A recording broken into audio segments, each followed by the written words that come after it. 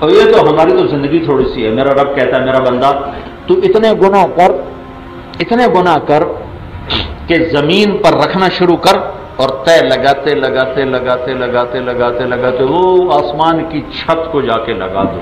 اتنے گناہ کر. اتنے گناہ کرنے کے لیے تو کروڑوں سال کی عمر بھی تھوڑی ہے. لیکن میرا رب کہتا ہے یہی 40-50 سال میں اتنے کر لے کہ آسمان کی چھت کو لگا دے, پھر صرف ایک دفعہ کہہ دینا یا اللہ معاف کر دوں, میں سارے ہی معاف کر دوں, سارے ہی معاف کر دوں.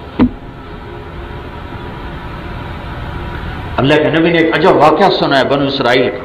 بنو اسرائیل میں ایک نوجوان تھا, روزانہ نئی لڑکی اس کے پہلو میں سوتی تھی. شراب کا دور چلتا تھا. ایک رات ایک لڑکی کو لے کر آیا. 60 دینار آج کا 10 لاکھ روپے بنتا ہے. ایک رات کے لیے ایک لڑکی کو 10 لاکھ میں لے کر آیا. جب کمرے میں داخل ہوا تو وہ لڑکی رو رہی تھی. تو کفل نے پوچھا, ترمذی کی روایت ہے, کفل نے پوچھا کیوں رو رہی ہو, میں زبردستی تو نہیں لایا. وہ کہنے لگی کفل میں عزت دار ہوں, مجھے بھوک نہیں یہاں پہنچایا.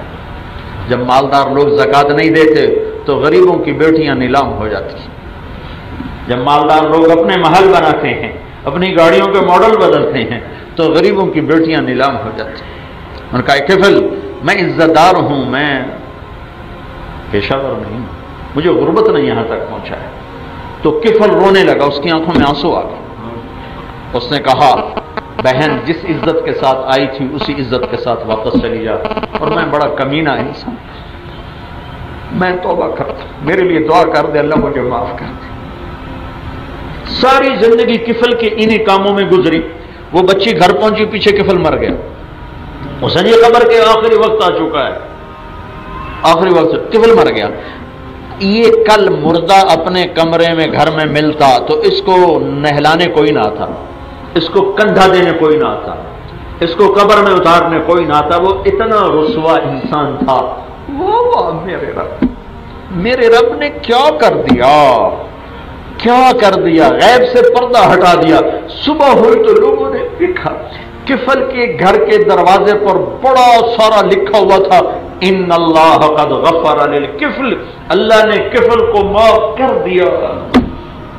کیا مطلب, جاؤ جاؤ کندھا دو, غسل دو, کندھا دو, قبر میں اتارو, کہ میں معاف کر چکا, میں معاف کر چکا. ان اللہ قد غفر للکفل, میں نے کفل کو معاف کر دیا. توبہ بہت بڑا آسرا ہے, بہت بڑا آسرا ہے. جب کبھی خطا ہو توبہ کیا کرو, ایسے نہ کہا کرو کیا فائدہ توبہ کا, ادھر کر کے ادھر توڑ دیں, ٹوٹنے دو, پھر کرو, پھر کرو, پھر کرو, پھر کرو. ایک دن آئے گا اللہ تمہیں پختہ کر دے گا. ہاں صحبت میں جاؤ, ماحول میں جاؤ. آدمی صحبت سے بدلتا, صرف پڑھنے سے نہیں بدلتا. زندگی گزر گئی کتابیں پڑھتے ہوئے, پڑھنے سے نہیں آدمی بدلتا, صحبت سے بدلتا. تبلیغ ایک صحبت, ایک ماحول ہے. چلو گے تو آپ کی زندگیوں کو اللہ تعالیٰ بدلتا چلا جائے گا. نیت کرتے ہو نا سارے لوگ, اللہ ہمیں توفیق.